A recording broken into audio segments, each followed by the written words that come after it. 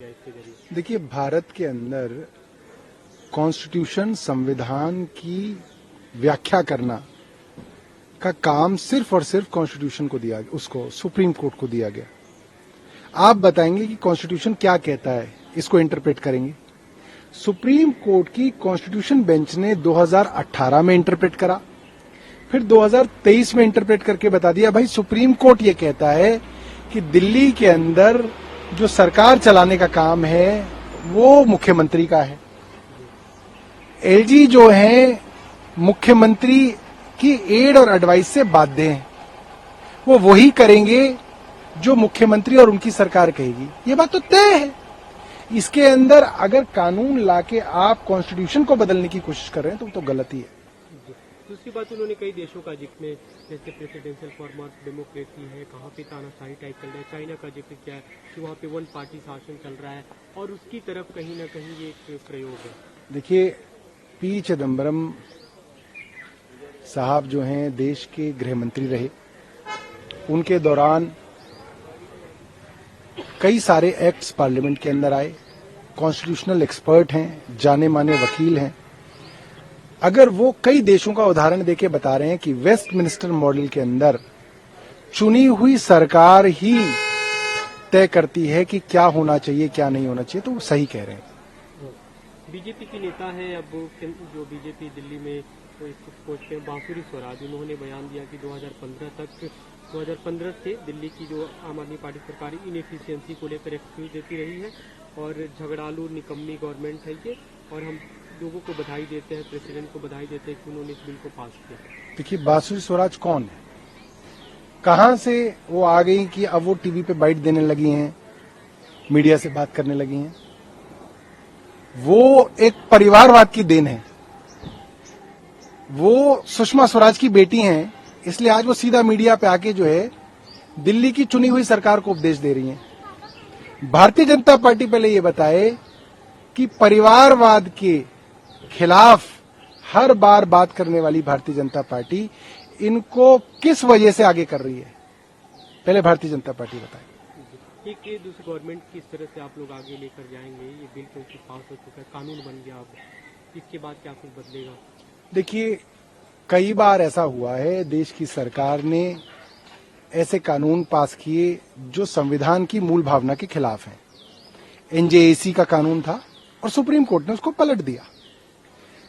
मेरा ये मानना है कि ये कानून कॉन्स्टिट्यूशन की मूल भावना के खिलाफ है। कॉन्स्टिट्यूशन कहता है कि जो सरकार जो है वो जनता चलाएगी, अपने चुने हुए प्रतिनिधियों के थ्रू चलाएगी। ऐसे में एक लगाए हुए उपराज्यपाल सरकार नहीं चला सकते, ये संभव नहीं है।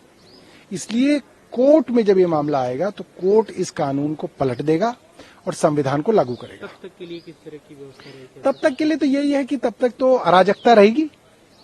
एलजी साहब अपने मनमाने तरीके से सरकार को चलाएंगे, और चलाएंगे क्या, पब्लिक के जो काम है उनको रोकेंगे, जल बोर्ड को ठप करने की कोशिश करेंगे, पेंशनों को ठप करने की कोशिश करेंगे, अस्पतालों को ठप करने की कोशिश करेंगे, उनके अफसरों द्वारा ठप करने की कोशिश की जाएगी और वो उन अफसरों पर कार्रवाई नहीं करेंगे। तो ये पूरी की पूरी मोडस ऑपरेंडी रहेगी और बड़ा दुर्भाग्यपूर्ण रहेगा दिल्ली के लिए। बीते दिनों संसद में जो कुछ दिखा, खासकर राहुल गांधी और प्रधानमंत्री मोदी या बीजेपी के नेताओं के बीच में, राहुल गांधी कल वायनाड में थे और उन्होंने वहां पे इसको लेकर भाषण दिया। उन्होंने कहा कि एक तरह से भारत की हत्या हुई, फैमिली, भारत एक फैमिली है, फैमिली खत्म करने की बीजेपी की साजिशें चल रही हैं। प्रधानमंत्री ने मणिपुर पे 2 मिनट सिर पे बोला, जबकि इतना बड़ा मुद्दा था। देखिए, प्रधानमंत्री जी के लिए आगे की राह कठिन है।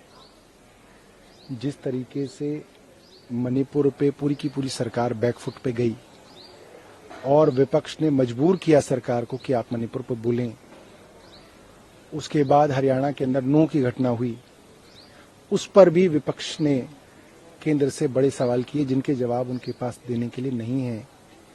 मेरा ये मानना है कि अब जो समय है वो विपक्ष का समय है, इंडिया का समय है, भारतीय जनता पार्टी का समय जा रहा है। एक प्रधानमंत्री मोदी ने बयान दिया और उसमें उन्होंने कहा कि बिहार के दरभंगा में एम्स खुल गया, जबकि वहाँ की सरकार मना करी कि वहाँ पे कोई न जमीन अलॉट हुआ न कुछ हुआ। वहाँ के जो मंत्री हैं तेजस्वी यादव, वो कल सामने आए, इस पे बीजेपी के लोग बचाव में उतरे कि ऐसा नहीं है। केंद्रीय मंत्री, स्वास्थ्य मंत्री, उन्होंने बयान दिया कि हमने जमीन अलॉट कर दिया, जबकि गवर्नमेंट करिए हमें अलॉट ही नहीं हुआ। अब देखिए, अगर केंद्र सरकार की बातों को वहां की राज्य सरकार सबूतों के साथ कह रही है कि केंद्र झूठ बोल रहा है, तो बहुत दुर्भाग्यपूर्ण है। जी। और इससे केंद्र की जो जो उनका वकार है वो कम होता है। कनाडा में एक खालिस्तानी एक्सट्रीमिस्ट द्वारा एक और हिंदू मंदिर को क्षति पहुंचाई गई है। लगातार वहां पर ऐसी घटनाएं देखने को मिल रही है, पोस्टर लगाए गए हैं लोगों के घरों पे, मंदिरों पे। देखिए, मुझे लगता है कि कुछ शरारती ताकतें हिंदुओं और सिखों के बीच में दरार पैदा करना चाह रही हैं, हिंदुओं और ईसाइयों के बीच में दरार पैदा कर रही हैं, हिंदुओं और मुस्लिमों के बीच में दरार पैदा करनी चाह रही है। इसके 3 उदाहरण मैं आपको देता हूँ। मणिपुर में हिंदू और ईसाइयों के बीच में दरार आ रही है।